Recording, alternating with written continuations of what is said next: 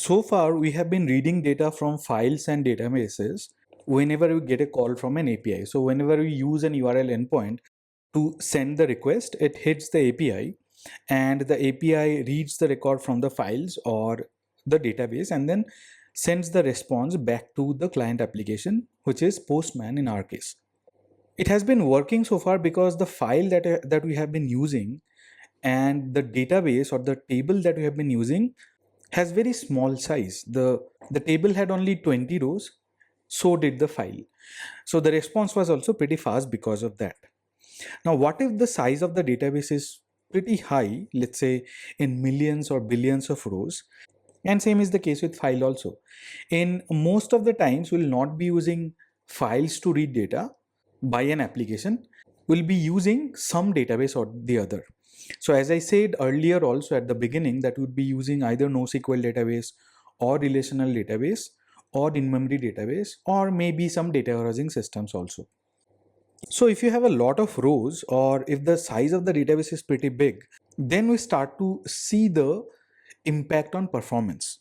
You'll see that in the hands-on also, but what I mean by that is that let's say your application is as such that it is read heavy, 10% of your queries are writes and 90% of your queries are reads. And the business also is as such that you have to make sure that the response time is within milliseconds. Even though you are sending thousands of concurrent connections, maybe hundreds of thousands or millions of concurrent connections or concurrent requests. Selection of database would make a very significant impact in the response time, but along with that, caching plays a very important role. So if your workload is read heavy and your business requirement is as such that you need records in microseconds or milliseconds, then it's obviously better to implement a caching layer either in your application or in your database. So I'll start with application cache, what application caching does. But before that, what is caching? Why do we even need caching? The purpose of caching is to store the required data temporarily in memory. And the important word here is memory. So if you store the required data in memory, then the response time of selecting that record or fetching that record would be anywhere between microseconds to milliseconds. Caching inherently means that we are storing the data temporarily in memory, the data that we need.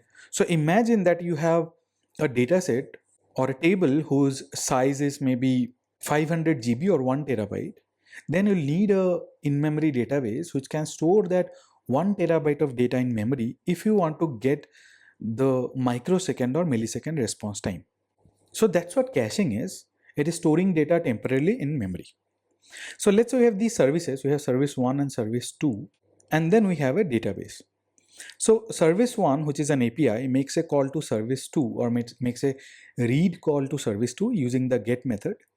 And service 2, which is also an API, makes a read call to the database using the get method. And it connects to the database and gets the record and sends the record back to the service. Now imagine that this read or these gets are happening thousands or millions of times in a day over a certain key ranges. So let's say you have 1 million customers in your account, and throughout the day you have to read those 1 million records from the database. So what we can do is that instead of reading it from the database all the time, we can implement caching layer either in service 1 or service 2. If you implement caching layer, the data would be stored in memory either in service 2 or in service 1. Obviously, the implementation would depend on how your workload is and what is your use cases, but you can store the memory in application cache. What is application cache? If you see here, we are storing the required data temporarily in memory in the application side.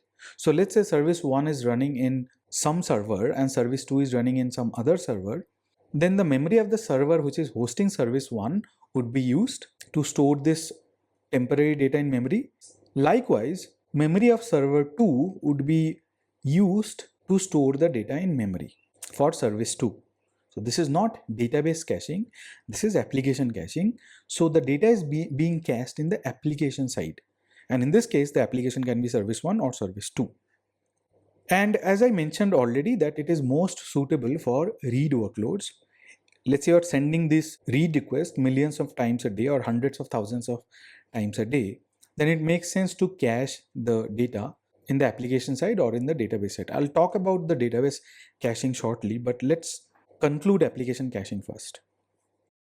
Then there is something called TTL timeout. And what happens is, as I said, that the application has 10% write. And in those 10% write, let's say some data are getting changed. And if you have stored the data in memory permanently, as long as the server runs, that is, and you update the record behind the scenes, then the data or the changed data would not be reflected here in the memory. So these services would be reading stale data or old data or outdated data. So in that case, TTL would help. What happens in TTL is that you mentioned that you want to store the data maybe for a few seconds or for a few minutes. And whenever the TTL is over, the data from the memory would be erased. And then if the call comes from the API, it would go to the database and read the data from the database. Now, what would happen in this case is that the chances of reading stale data or outdated data are very less because your data in memory would be erased within a certain period of time, which is mentioned using TTL or timeout, and will fetch fresh data from the database and put it again in memory. And once the timeout is over again, then the service would go to the database and fetch the data all over again and put it in memory. The full form of TTL is time to live, and in application cache that I'm going to show you in Flask, the timeout keyword is used. Now, obviously, the question that might come is, how do you implement caching in Flask? Do we get a caching library from Flask? The answer is no. We'll have to install something called Flask Cache separately. And the name of the library is Flask Caching. We install it using pip, and then we'll have to import the cache class from Flask Caching module. And then we'll have to initialize the app using the app, that is the Flask app, and with some config like cache type, simple cache. We'll talk about it shortly anyway.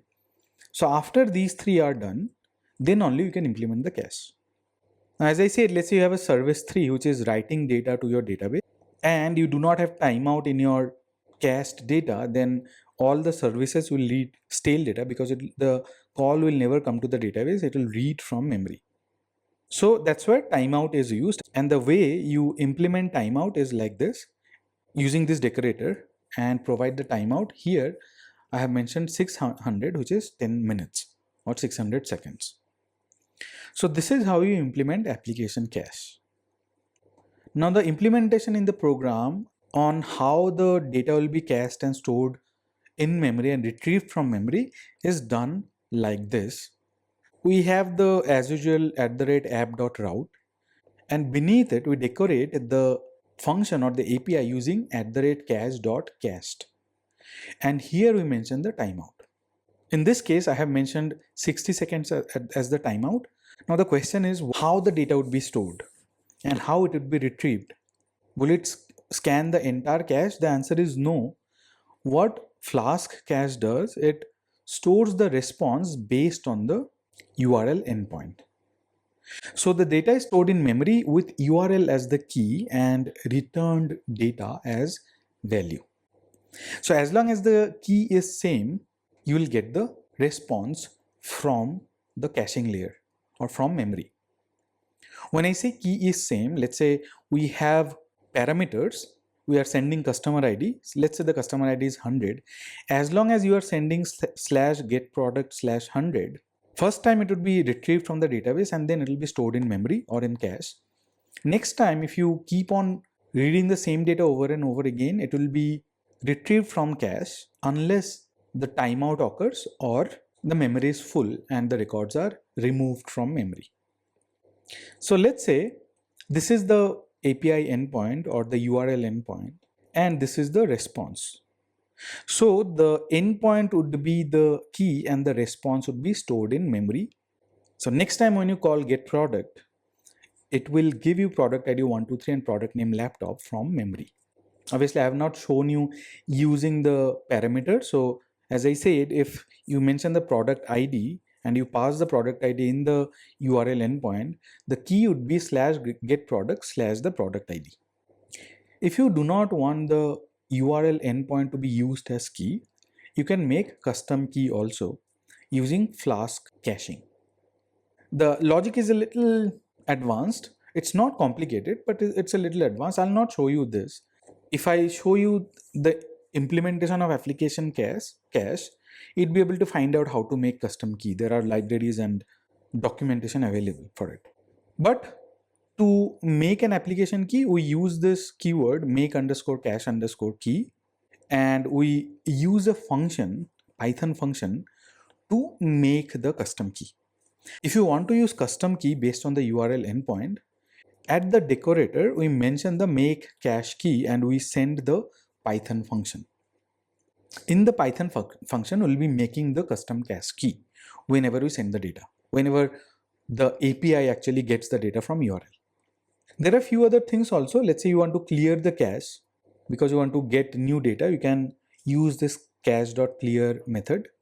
If you want to set your own key and get your own key, you can do that. This is how you can explicitly set a key and a value and get a particular key from cache. We'll see this in the hands-on also. So this is how we implement application cache. As I said, these are implemented at the application side, but there's a downside to it. Now, what is the downside? So let's say this is the application architecture that I have been talking about. We have service 1, which makes an API call to service 2, which connects to the database and gets the data and then sends it to service 1. And we have implemented caching at service 1 and service 2 layer. These are application caching. Obviously, in current day scenario, the way the applications are designed, you'll be putting it in either ECS or in Kubernetes using AWS EKS or Azure Kubernetes Service or Google Kubernetes Engine, which means that you'll obviously not run a single service. The same service will run thousands of times. Now, whenever a new service comes up, let's say a new pod is created with service number 1, the service 1 will call service 2, all of them for the first time, and then service 2 will retrieve the data from database, and then the caching would happen. And then let's say after some time, the third service 1 and service 2 pods are taken out and then come back again. They'll have to retrieve the data all over again. They'll have to repeat the entire process all over again. Instead of that, can we implement a centralized caching? And that is where database caching becomes useful. Instead of application level caching, we can use an in-memory database cache. And what we do is all the data stored in this in-memory database cache and the services read from the in-memory database cache. And there are technologies like Redis, Memcached, and open source Valkey, which can be used to implement the database caching layer, which will be in memory, which will be in RAM. And one of the biggest advantages of using database cache is that it would be distributed and centralized. So even though the services come up and go, data would still be there in memory and they can retrieve it, or the services can retrieve it from the in-memory layer. They do not have to go to the database. Obviously, timeout and TTLs are also there in the in-memory database. The same concept that I have talked about can be implemented using database cache also. So no problem there.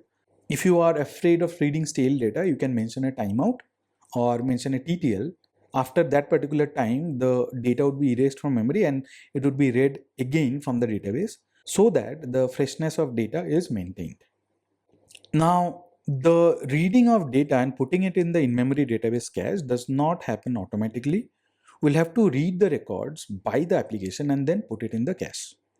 It does not happen automatically from database to in-memory cache. It does not move automatically. So for the first time, any one application will read the data and keep it in memory. And next time onwards, irrespective of the services are up and running or not, how many services are there, all of them can read the data from database caching layer. So let's go ahead and do the hands-on.